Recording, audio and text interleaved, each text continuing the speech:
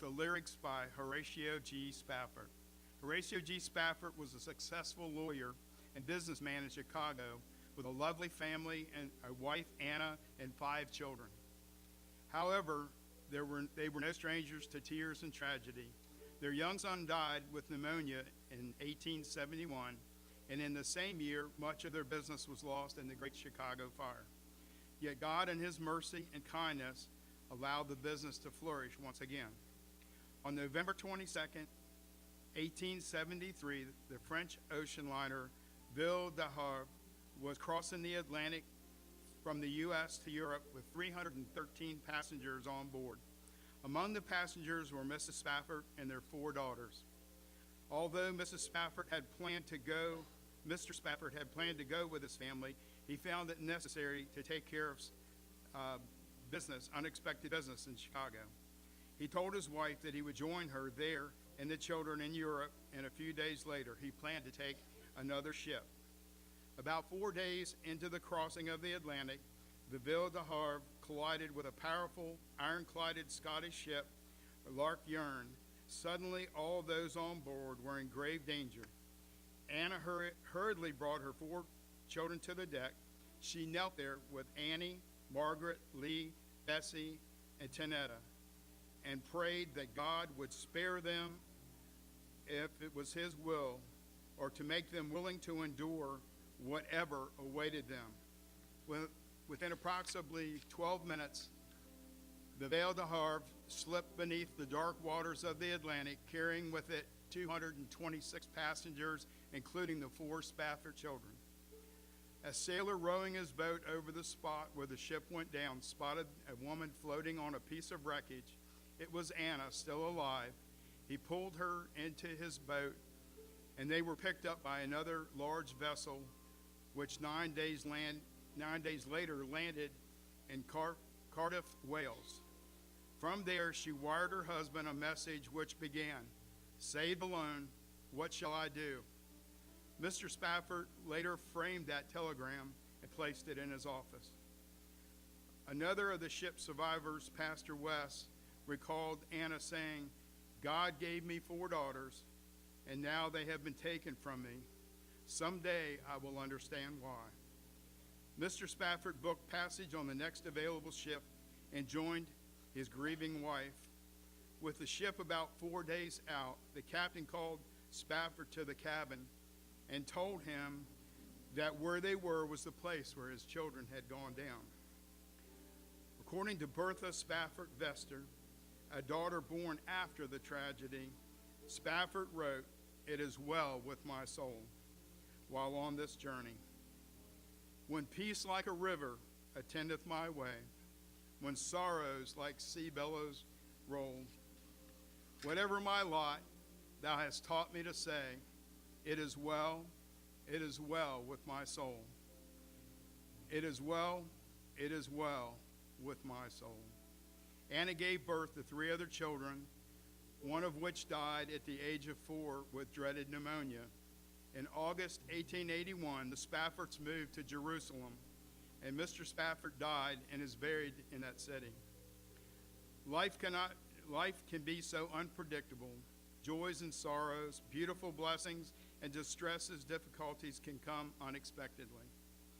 Our life's dreams and plans can change in an instant. We all know that it's true, so how can we find peace amidst such turbulence? Perhaps we cannot always say that everything is well in all aspects of our life.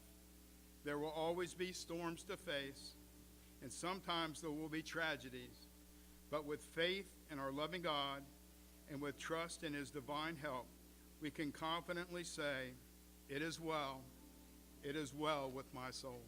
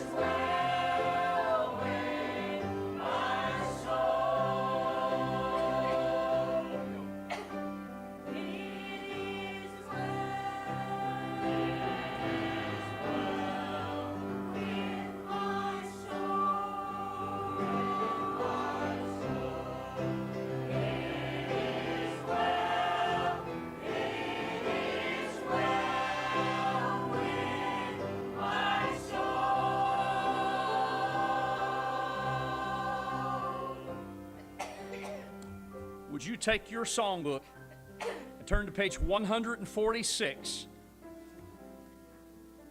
The last verse says this, "And Lord, haste the day when the faith shall be sight, the clouds be rolled back as a scroll, the trump shall resound, and the Lord shall descend.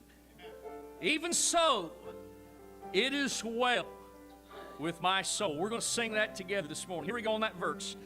And Lord, haste the day when the faith shall be sight, the clouds be rolled back as a scroll, the trump shall resound, and the Lord shall descend. Even so, it is well with my soul.